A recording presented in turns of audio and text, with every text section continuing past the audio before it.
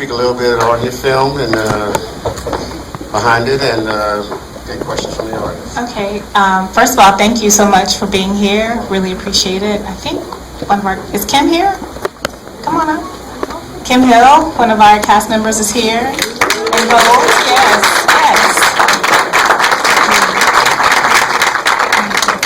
Our cinematographer, Arthur Jaffa, is here.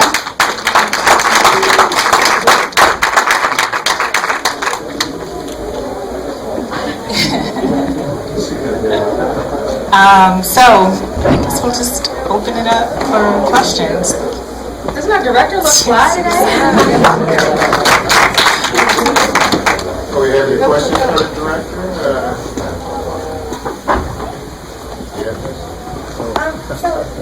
I just might be a little simplistic. Great movie, by the way. I thoroughly enjoyed it. It was a wonderful love story. It was well done. It was original. I just had a question. I guess going back to the ocean, was that, I mean, what was the significance of that? I mean, she kind of kept going back. Was that someplace where she just found solace, or did something happen there?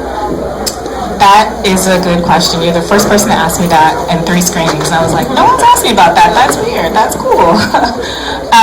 For me, well, first of all, I feel like I love when there are things in like any type of art, like film or visual art, that I don't understand. You know what I mean? And I feel like I wanted it to be received as emotional information. My intention behind it was her subconscious. Like, that was her thought process. You know, they've been in a relationship for a long time, and as she was trying to make this decision, she was kind of thinking about a life that she thought about living with this person way back when they were happy. You know, when you're with someone, you already know what you think your kids are going to look like and all that stuff. And so those were like her thoughts. And, you know, I had a friend who saw it, and she's like, I thought that was like Leo as a little boy or something. But I was like, that's cool too. Like, for me, like, I just wanted people to receive it as emotional information.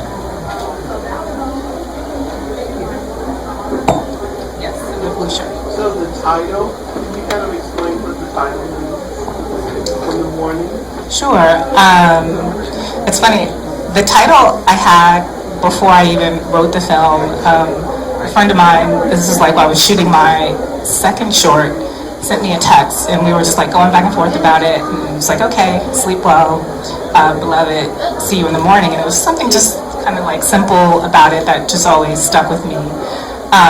And when I conceived the story, it was just like I knew it was going to be something that happened over the course of one day. And I felt like it was like one of the, we've all had days like that where it's like, okay, this is like everything that could have happened has happened, and it's just been like such an emotional day, and it's just like, okay, there's always tomorrow.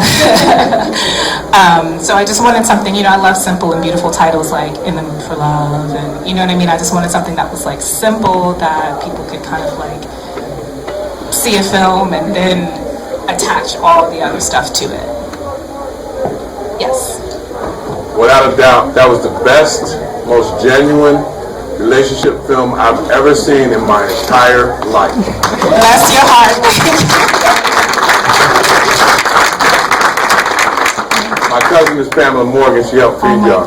Okay, she did more than help feed us. Pamela Morgan, like, okay, this film is a community baby. Like, we raise funds on Kickstarter, and Pamela Morgan, his cousin, is my friend's mom. Nafisa is like one of my good friends, and she built our website. She was like craft services on set. She like maintained the web, like she's just like amazing, and she's like a community organizer. She hosts a film festival in Newark, New Jersey, where I'm from, and so she's like been such a supporter. It's like there's so many people like that worked on this film. Like, I feel like this film belongs to like my community. Like, it's just like I kind of was so fortunate in all the help that I had.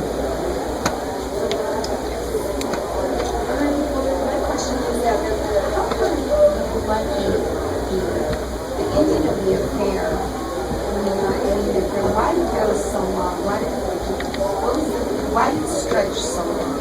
It seemed like she was like ready to just walk out the door, and then you allowed him to come back and bring her back into it, and then it just kept going and going. So it's still kind of to the point of her still walking away from him, but like there was still a door open for them when he said, you know, call me. You know, she's like, well, in 5 years, we'll see what happens in 5 years. But he's like, I'm there for you no matter what. Men always do that. That's last life. I don't mean it to be.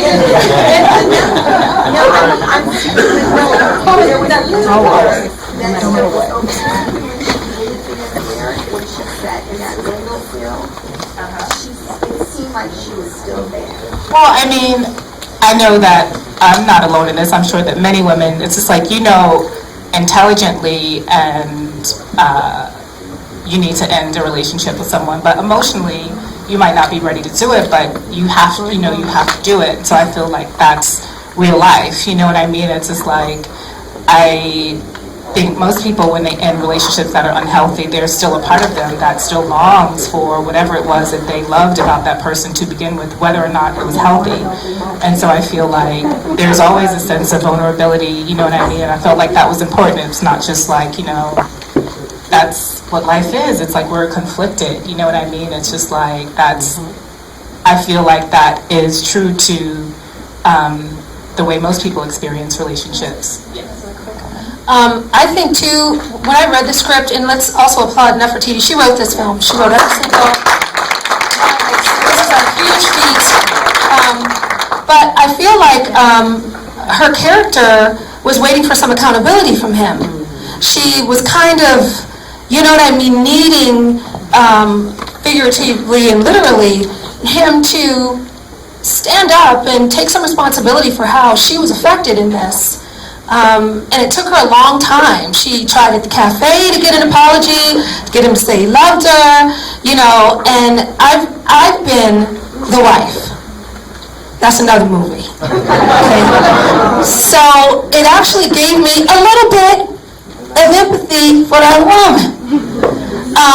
Because they are kind of left out on the fringes, because there's usually that window that one or both sides is going to leave open. So I totally hear what you're saying, but I don't think it could have gone down any other way, because I think in the back of her mind she was kind of hoping he might be like, I'm going to leave her.